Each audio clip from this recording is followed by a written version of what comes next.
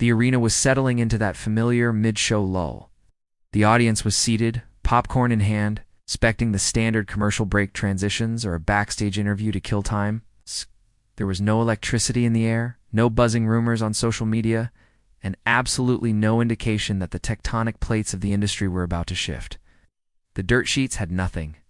The insiders were silent. For months, the wrestling world had moved on, accepting her absence as a permanent scar on the division. The ring was empty, bathed in a soft blue light, waiting for the next scheduled match. Then, the impossible happened. And It wasn't an explosion of pyro that signaled the change.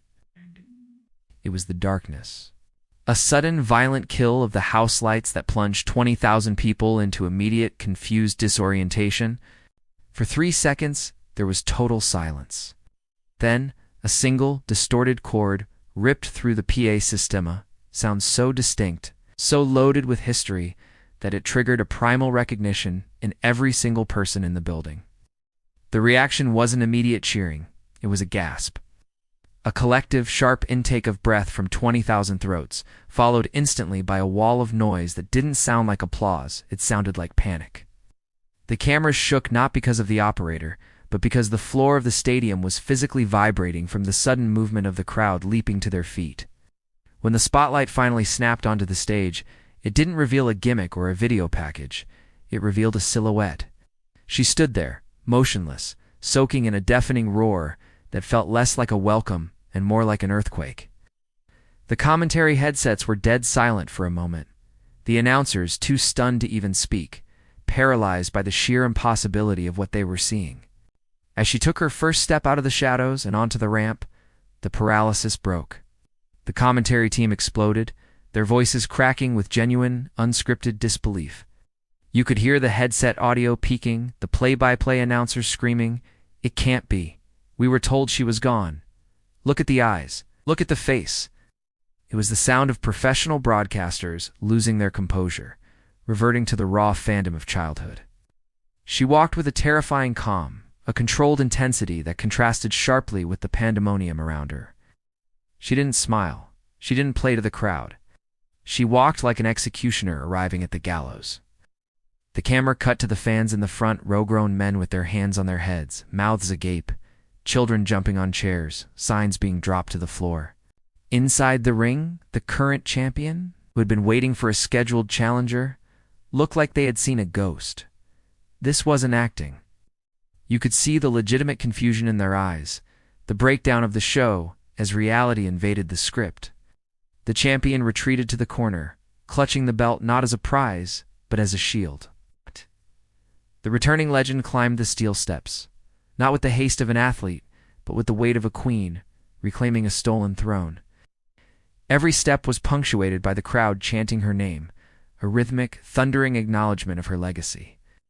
When she stepped through the ropes, the atmosphere changed from shock to tension. The music cut, the noise didn't. The sheer volume of the sustained roar made it impossible to speak, impossible to think. It was a moment of pure, unadulterated connection, a reminder that in this theater of violence, presence is the only currency that matters. She didn't ask for a microphone. She didn't need one. She simply stood in the center of the ring, staring a hole through the champion. And the silence that eventually fell over the arena was heavier than the noise. It was the silence of anticipation, the kind that hangs in the air before a verdict is read. The commentary team had dropped to hushed whispers, analyzing the nuances of her body language. She hasn't said a word, they whispered, and she's saying everything. This wasn't about a title shot. The belt felt insignificant in the face of the personal vendetta radiating off her. The crowd watched, mesmerized, as she slowly walked a circle around the champion, examining them like a predator examining prey. When she finally stopped, the tension was suffocating. She leaned in, no electronics to amplify her voice, and mouthed 3 distinct words that the cameras caught perfectly. The lip-reading detectives on social media would spend the next week dissecting it, but in the moment, the message was clear. Time is up. It wasn't a catchphrase. It was a promise. The champion, usually so brash and confident, looked small. This return had stripped away the pageantry of the show and left only the raw hierarchy of dominance. The returning star didn't attack. She didn't hit a finisher. She simply smiled a cold, knowing smirk that suggested she knew secrets about the industry, about the champion, and about the future that no one else did. She turned her back, a consummate display of disrespect, and exited the ring, leaving the champion alone in the spotlight, looking more defeated by her presence than they ever would have been by her fist. The moment she vanished through the curtain, the illusion of control evaporated. The broadcast cut to black for a commercial, but the story was just beginning online. Within seconds, she was the #1 trending topic worldwide, eclipsing news, sports, and politics. The internet was a blaze of frantic speculation. How did they hide her? How did she get into the building without a single photo leaking? Reports started trickling out from backstage sources describing a locker room in chaos. The roster, who had been watching on monitors just like the fans, were reportedly stunned. This wasn't just a return, it was a threat to everyone's spot on the card. The hierarchy had been demolished in 5 minutes. There were reports of arguments near the gorilla position, real tension between the writers who knew and the talent who were left in the dark. The trust was broken, but the intrigue was at an all-time high. Family members of other wrestlers were tweeting cryptic reactions. The media scrum waiting outside the arena was growing by the minute, desperate for a quote, a photo, anything to confirm the reality of the situation. This was the unseen consequence of such a secretive return. It destabilized the ecosystem. It forced every other performer to look in the mirror and ask if they were relevant. By keeping it a secret, the company hadn't just created a moment. They had created a paranoid environment where no one knew what was real and what was a work. The returning star had walked into a dressing room she used to lead and found it filled with strangers, and her silence backstage was reportedly even louder than her entrance.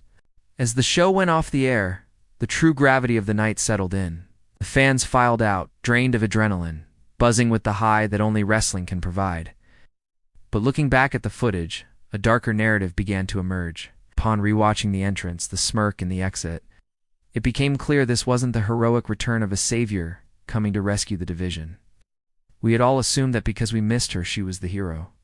But the coldness in her eyes suggested something else entirely. She hadn't come back to save the company. She had come back to burn it down. The twist wasn't in the surprise of her being there. The twist was in her motivation. She wasn't seeking validation from the fans who cheered her. In fact, she hardly acknowledged them. She was there to dismantle the generation that replaced her, to prove that the evolution of the sport was a lie without her. The reflective close to this chapter of history is a chilling realization. We cheered for the return of the Queen, not realizing she had returned as a tyrant. The viral moment was designed to look like a celebration, but in reality, it was a hostile takeover. We wanted the nostalgia. What we got was a reckoning.